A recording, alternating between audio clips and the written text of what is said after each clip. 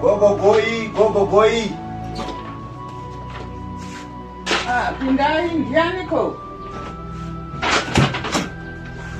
Go boy pamshauno. Munhu waMwari. Mauya. Makadiko munhu waMwari. Gara apa baba. Makadiko munhu waMwari. Makadiko tototi makadiko kwamuri apostle. Aiwa, tinotenda Mwari uri sei upenyu. Aiwa, wakanaka muri sei ukwenyu nemhuri dzenyu. Aiwa, mhuri tinofara munhu waMwari. Anditi? Yes. Aiwa, tinotenda Mwari. Uri sei upenyu. Aiwa, wakanaka chokwadi. Ndakapedzera kuona last year but one. Saka ndichipfura pamoyo wangu warwadza ndikati ndipfure ndisina kuona maijinimbi. Maita henyu chokwadi. Aiwa, sure. Ndinotenda. Aiwa, tinotenda Mwari. Mufungeni kana neni moyo wangu wangongori kwamuri ndichingoti yo. Apostle zvawagara kudai.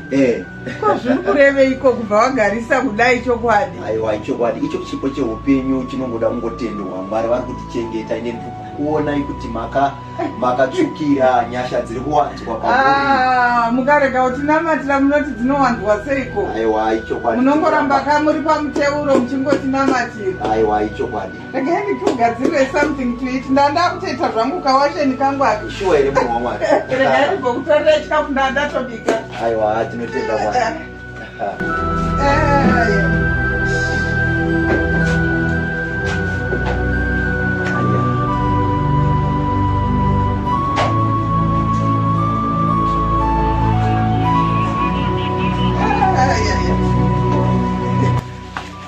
Saka vari sei kuwana?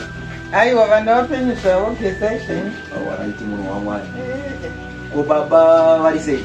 Aiwa, baba vanodaro zvavo vamboenda kwavo ka. Ndidika. Alright, nhasi hamuna kuenda kubasa. Nhasi ndakazorora. Kaholiday kaka. Yeah. Kaholiday zvechokwadi.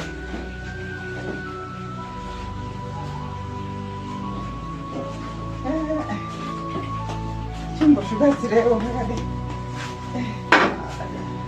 Watotanga manaka.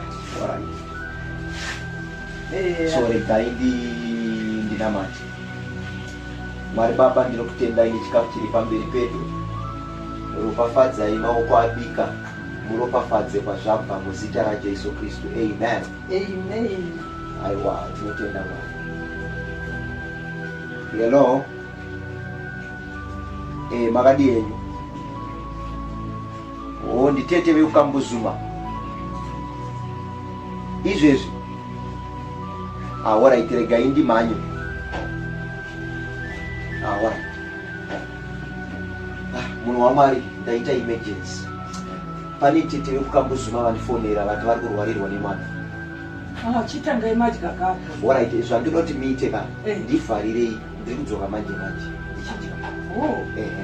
Demenda madya. Unodaro minezara chokwadi. Don't worry munhu waMwari, ndikudzoka manje. Moyo wangu unonzwa sei chokwadi? Moyo wangu unonzwa sei apostle? Ndiri kudzoka manje chingondivharirai munhu waMwari. Ndemaenda manokora zvenyu kana misova miri. Munhu waMwari, ndiri kudzoka. Saka regai ndimhanye. Okay, aiwa totenda.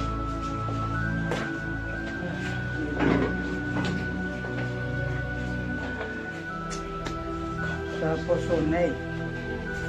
Handati vangodyawo misova miri munhu waMwari uri basi.